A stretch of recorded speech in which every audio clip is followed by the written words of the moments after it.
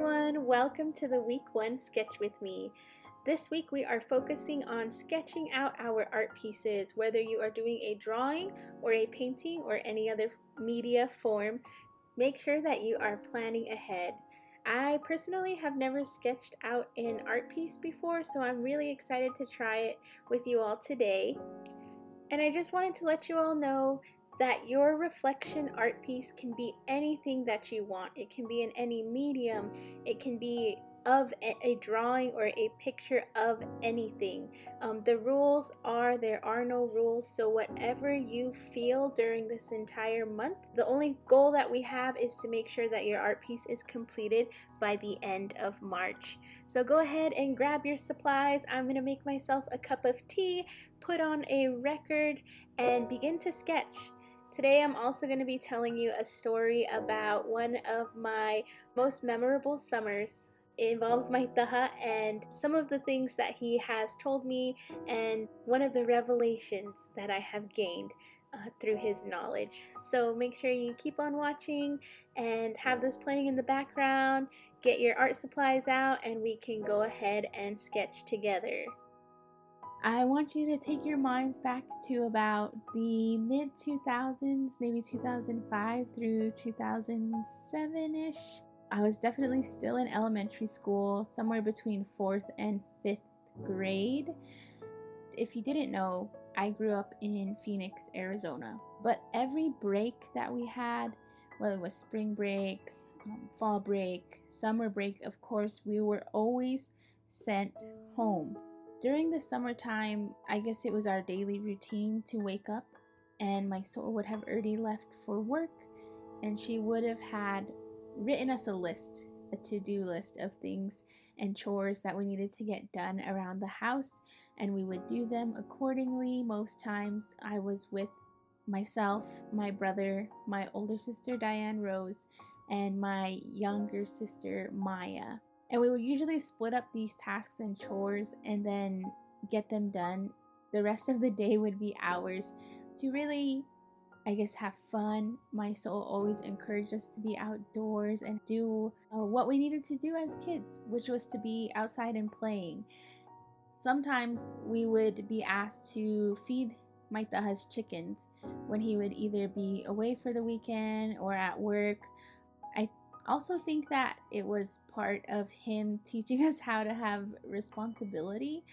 And if you don't know, or if you're not from the Hopi community, a taha is a maternal uncle. They are often described as your disciplinarian, which sounds very harsh, but more oftentimes than not, I think the real role of a taha is not only to be your disciplinarian, but they're really the ones who make sure you grow up to be a good contributing member of society.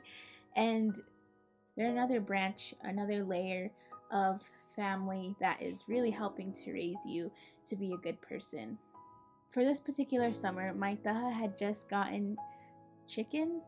He had built this chicken coop and this chicken coop had this very elaborate way of opening and closing. There was some wires that you had to twist around and some knobs you had to turn. And so he was teaching us how to open and close his chicken coop. And this was essential for us to pay attention to because there were only about 2 rules when it came to being at the chicken coop, and that was 1, you don't let any of the chickens out, and 2, you don't let any animals in. Those were the only rules of the entire summer that we were supposed to follow when it came to being with this chicken coop and working with the chickens. There's another character to this story, and it's a dog, and this dog's name is Bullet. And Bullet was your typical res dog. He was going to protect us from anything and everything that was headed our way. And his name really suited him. He had a very small head and a very large body. And his energy was very much that of a bullet. He was always fast and energetic and ready to go at a moment's notice. And so when I say we weren't allowed to let any animals in, I'm really talking about Bullet. Most oftentimes when we would be opening the chicken coop, one of us would hold Bullet back and then we would distract him really quick as we ran into the chicken coop just to make sure that he wasn't following us in. This was a very important task because Bullet kind of has this reputation of eating a few chickens in the past. We were trying not to let this happen again because Bullet was my older sister's dog, and I want to say in this particular summer, she probably owed my Taha about 2 chickens already, and she didn't want to go more into debt. Not only were we in charge of these chickens, but we were also on this hunt because at the beginning of summer, my Taha would tell us not to play at the cliff by ourselves or not to hike at the cliff by ourselves. And if you've ever been to Sangopavi, there's some trails behind the mesa. Usually you see people running and walking there, and that's what we would like to do. We would like to go out and hike and just be outside, I guess. And at the beginning of summer, we were told that there was this mountain lion. Sometimes your tahas tell you things, and at first you don't believe them. Like, you have to see it for yourself. I don't know who we thought we were. You know, when you're a kid, you think you're invincible. And we were invincible. And it was our adventure to find evidence that there was this mountain lion out there. And so we were trying all kinds of things. We were leaving like Vienna sausages outside at the cliff to see if they would be gone the next day, but most times Bullet would eat them before we left. So our plans up until this point really weren't working. It's a new day. The sun is rising, the birds are already chirping, you have that cool, crisp morning air. Everyone's already awake. We have a really short to do list. There's probably only 1 to 2 things on there. And then we also get a call from my Taha that he wants us to feed his chickens, which means it's going to be a spectacular day because we don't really have that many chores. So we can spend all the time we want with these chickens and then we can play for the rest of the day. It was going to be a great day. You know, it's just one of those mornings where everything falls together so beautifully and nice. Just because we had such a positive energy, that means Bullet also had some very positive energy. He was probably already at 110%. We decided to feed the chickens first because, you know, it's such a great day. Why don't we start with our favorite chore? If you can imagine us walking, we're walking like little ducks. And Bullet is, you know, already way ahead of us. He's already at the chicken coop by now. He is taunting these chickens. He's barking at them. I think for him, he was probably thinking today is going to be my day. Like, I am going to get one of these chickens. And so we're at the coop. It's my job, it's my turn to hold Bullet back while the rest of the siblings enter the coop. As my sister is opening this elaborate chicken coop lock, as soon as she began to open it and you begin to hear that squeak of the hinges, Bullet takes off from me. And as soon as he leaves my hands, I am screaming. I am like, close the door, like, don't open the door. And everything happened so fast that before we all knew it, Bullet was inside this chicken coop and he was chasing these chickens, and these chickens are like frantically running away from him. And Bullet grabs a chicken and he runs outside of the coop as fast as he can. And like I said, Bullet is a really fast dog. He is a muscly dog, and we are all now chasing after Bullet. And we are trying to catch this dog as he has this chicken in his mouth. And the chicken in his mouth is freaking out, it's fluttering its wings. Bullet is just probably having a blast because he's really taunting us. A few moments later, we catch Bullet. He drops the chicken. The chicken is laying on the floor and it is no longer alive. And we're all just kind of standing around this chicken and we're now twiddling our thumbs because we know we are in some big trouble.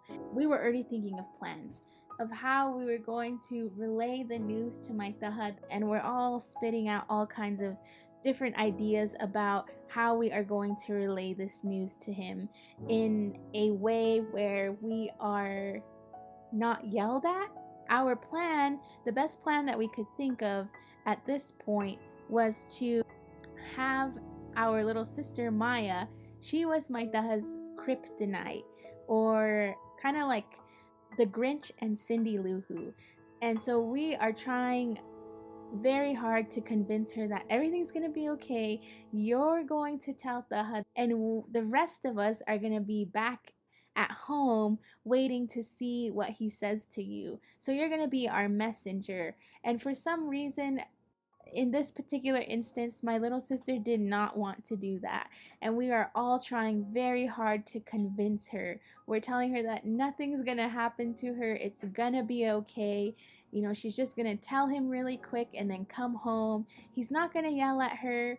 And she was just like, no, I'm not doing that. So we had to come up with another plan.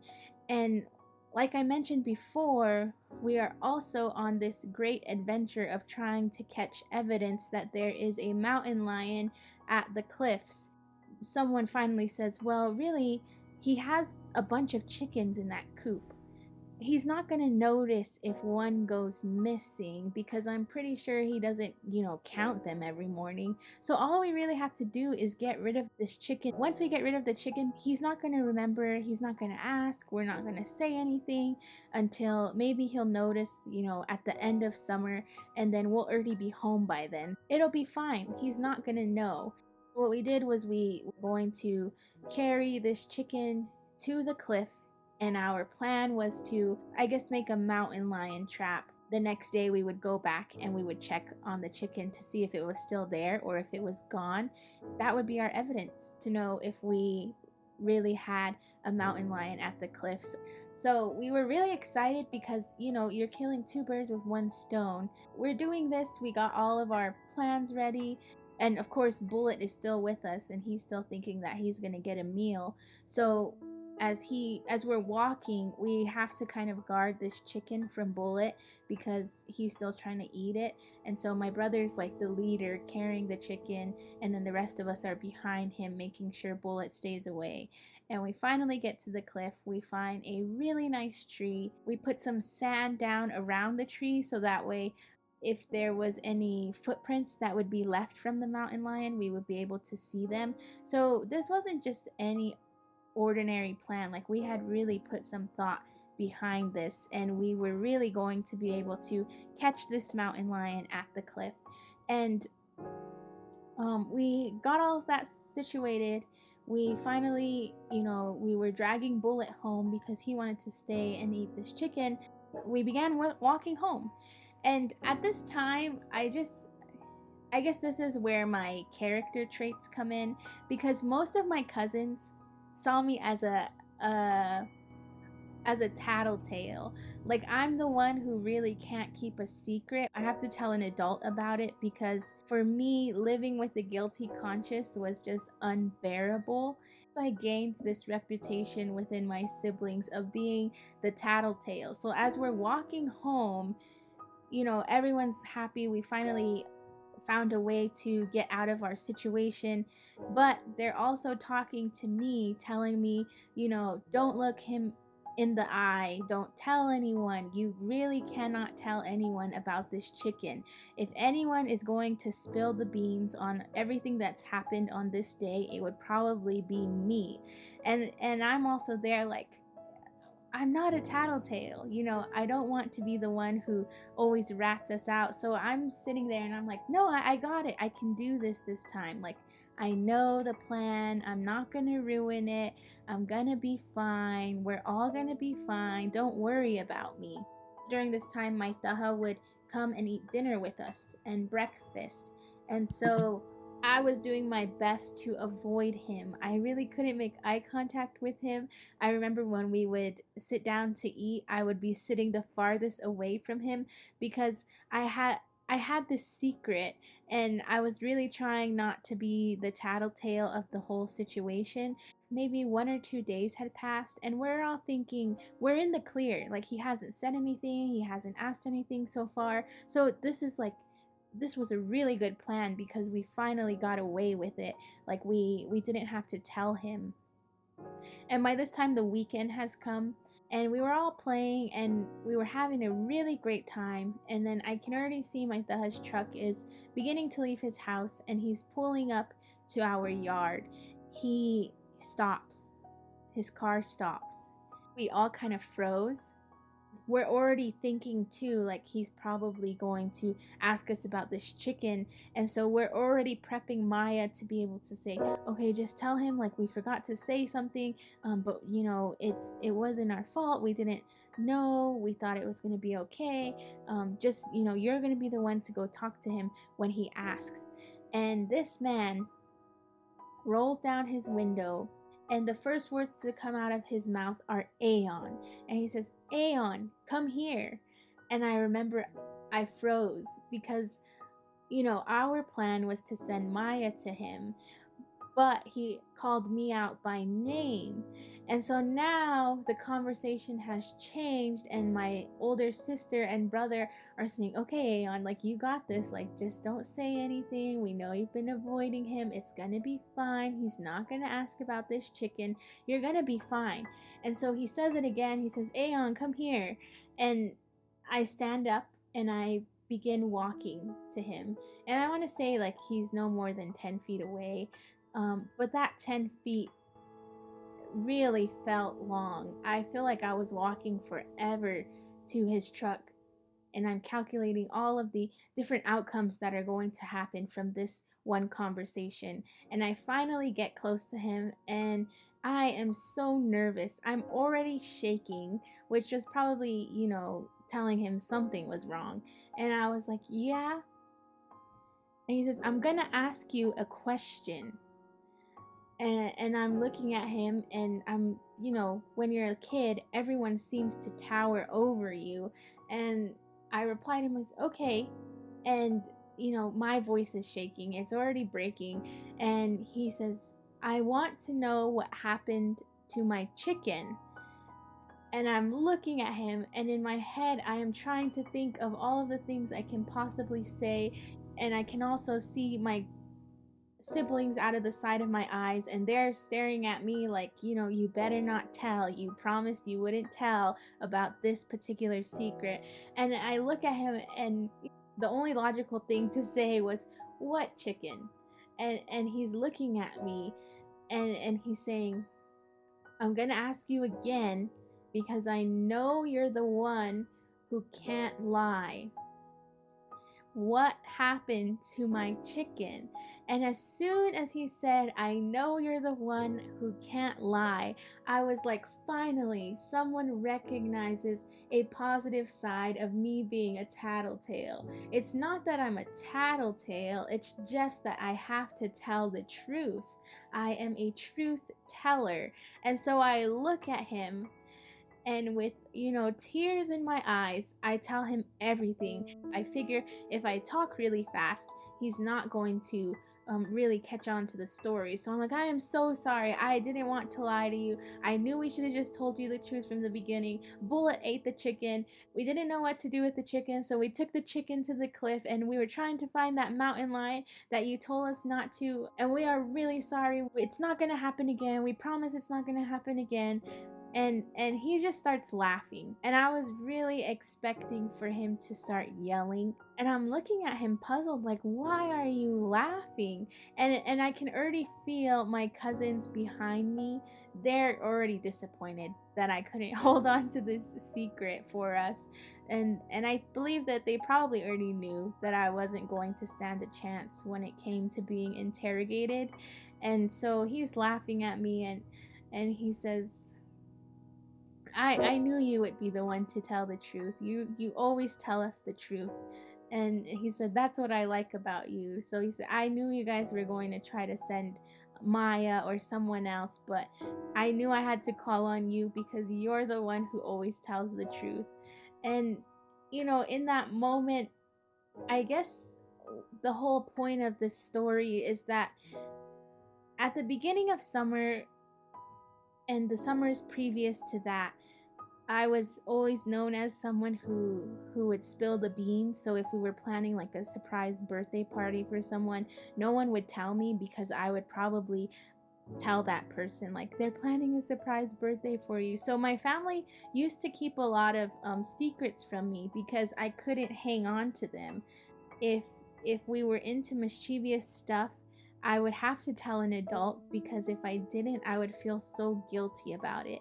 And when you're little, my cousins are like, "You're just a tattletale." Like, they would always bring me along and I would always be a part of the plan. But then I would always get this warning, like, you have to keep this a secret. You can't tell them that we're doing this, that we're playing with mud or that we're out here at the cliff. Like, you can't tell. And so I always felt really bad about that. I always felt bad about being the one to spill the beans. But when my taha said that I was the one who always tells the truth, I finally became a little bit more proud. Like, wow, I didn't think about it that way. I thought I was a tattletale. I thought I was the one who always spilled the beans. But I'm also someone who tells the truth. And, if I'm telling the truth and I am being honest with people, then I can't be mad at myself for that because that is a positive side of myself. And I really want to emphasize that to all of you who are listening, who've made it through the story this far, because sometimes in life we might be told things that we think are negative about ourselves, but really they always have a positive flip side. When you're told maybe you're too talkative, you could also think of it as you're a really good communicator and you use your words with ease. If you're told that you're too shy or you're too quiet, on the flip side of that, you're probably a very observant and thoughtful person, and you should be proud of those things. So, anytime that you're told something negative, or maybe you're called something and it doesn't make you feel good, there's always a flip side to that, and that quality and that trait about you is going to be useful to different people. Making sure that you are kind to yourself and you are very accepting of who you are as a person is going to go a long way. And I think that that has taken me a lot of learning, and it's taken me a really long time to be able to get to this point. But I'm really proud of where I'm at, and I'm still learning how to be easy on myself and how to accept myself for all of my good qualities and maybe all of my downfalls. But, that's what makes me me. And when I'm doing things, I have to keep that in mind. For some people, they grow up already knowing that about themselves, and for others, it might take a little bit longer. So, really think about yourself and think about those qualities and characteristics that you carry. And that's why I really encourage you to also talk to family and friends about how they see you, because sometimes it takes somebody who's looking at you from the outside to recognize those good qualities about you. And so be kind to one another and stay creative. I hope that you enjoyed this story. If you did, leave a chicken emoji in the comments and share your stories. I wanted to tell a story about my taha because I think this is something a lot of people can relate to. I would love to hear your stories. I think that they would be really fun to be able to share with one another. But yeah, thank you guys for listening. That is the end of this Create With Me. I am really happy with the start that I have on my piece, and I hope to keep it going throughout the week. Like I said, go ahead and share your progress photos using the hashtag MHAP2021. Bye.